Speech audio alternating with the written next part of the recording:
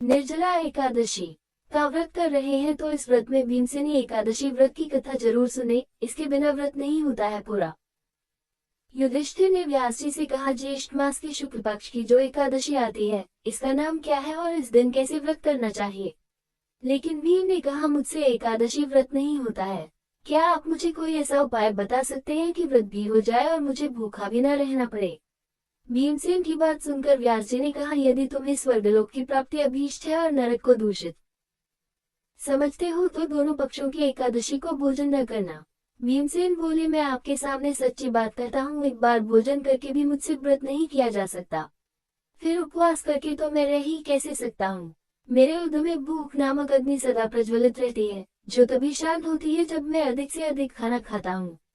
इसलिए महामुने, मैं सिर्फ साल में केवल एक ही उपवास कर सकता हूँ, जिससे स्वर्ग की प्राप्ति सुलभ हो और जिसके करने से मैं कल्याण का भागी हो सकूं। ऐसा कोई एक व्रत निश्चय करके बताए।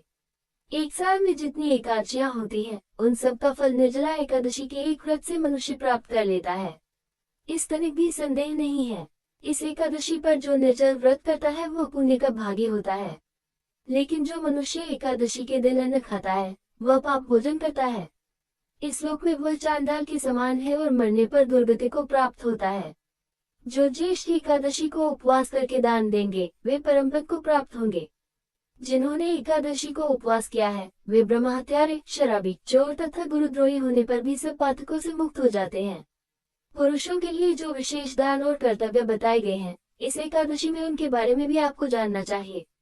इस दिन श्रीहरि जो जल में शयन करते हैं, उन्हें जलमयी धेनु का दान करना चाहिए। इससे पहले उनका पूजन करें। इसके बाद पर्याप्त दक्षिणा देकर ब्राह्मणों को संतुष्ट करना चाहिए। जिन्होंने शम, दम और दान में तीनों तरह से श्रीहरि की पूजा और रात्रि में जागरण करते हुए इस निर्जला एकादशी का व्रत किया है, उन्होंने अपने न सिर्फ अपनी पीढ़ी को बल्कि अपने साथ बीती हुई 100 पीढ़ियों की और आने वाली 100 पीढ़ियों को भगवान वासुदेव के परम धाम में पहुंचा दिया है। निर्जला एकादशी के दिन अन्न, वस्त्र, गो, जल, शय्या, सुंदर आसन, कमंडल और छाता दान भी दान करना चाहिए। इस दिन जूता दान करना चाहिए। ऐसा कहा जाता है कि जो जूता दान करता है वो सोने के विमान पर बैठकर स्वर्गलोक में जाता है। जो इस एकादशी की महिमा को भक्तिपूर्वक सुनता तथा जो भक्तिपूर्वक उसका वर्णन करता है, वे दोनों स्वर्गलोक में जाते हैं। आपको बता दें कि चतुर्दशी युक्त अमावस्या को सूर्य ग्रहण के समय अगर आप पितरों का श्राद्ध करते हैं तो भी आपको उतना फल नहीं मिलता है जो इस कथा के सुनने से होता है। पहले इसके लिए दांत साफ करके और स्नान करके ये नियम लेना चाहिए कि मैं भगवान श्रीहरि की प्रसन्नता के लिए एकादशी को निराहार रहकर आचमन के सिवा दूसरे जल का भी त्याग करूंगा।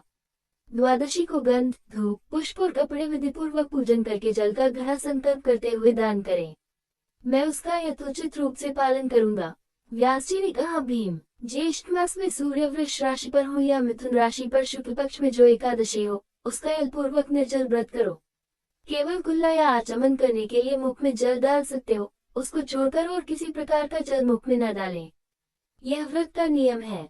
एकादशी के सूर्योदय से द्वादशी के सूर्योदय तक आपको जल का त्याग करना है। ये व्रत पूर्ण होता है।